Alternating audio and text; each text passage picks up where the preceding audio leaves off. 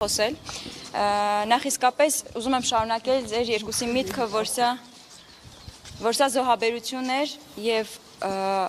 իսկապես մենք բոլորը սպասում ենք հարության, որովհետեւ սա խաչելություն էր միազգի, ինչու միազգի, ամբողջ քրիստոնյա ազգաբնակչության Թուրքիայում ապրող, սա խաչելություն էր եւ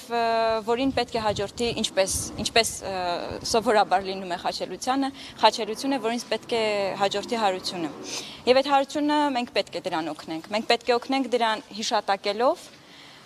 հիշելով, երբեք չմոռանալով եւ երբեք չժխտելով, որ այն ինչ որ եղել է իսկապես ցեղասպանություն է եղել։ Եվ դեսպանության անունից ուզում եմ ասել, որ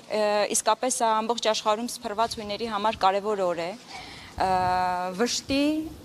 բայց եւ վերաշխնդրության օր է։ Եվ շատ շնորհակալ է պարոն փոխտեսպանը, որ ամեն տարի Հայաստանում այսքան մարդ, ոչ միայն հունական համայնքի անդամները, այլ նաեւ այսքան մարդ հավաքվում է եւ միասին հիշում է պոնտացի հույների